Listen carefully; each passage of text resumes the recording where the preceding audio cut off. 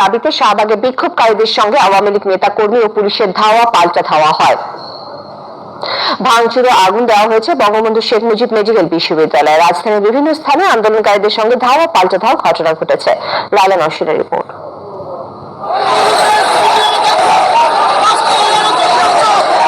পূর্ব ঘোষিত কর্মসূচি অনুযায়ী বিভিন্ন স্থানে জড়ো হতে থাকে আন্দোলনকারীরা।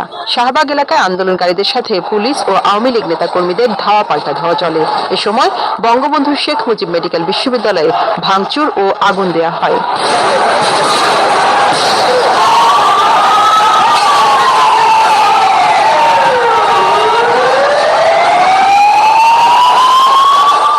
বাড্ডা এলাকায় আন্দোলনকারীদের সাথে আওয়ামী লীগ ছাত্রলীগের ধাওয়া পাল্টা ধাওয়া হয়েছে।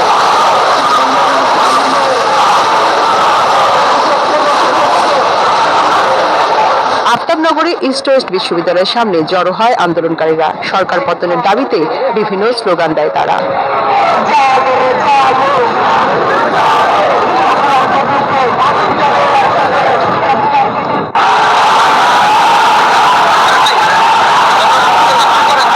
উত্তরায় আন্দোলনকারীদের সাথে ধাওয়া পাল্টা ধাওয়ার ঘটনা ঘটে আওয়ামী লীগ নেতাকর্মীদের। উত্তরা বিএনএস সেন্টারের সামনে অবস্থান নেয় আন্দোলনকারীরা।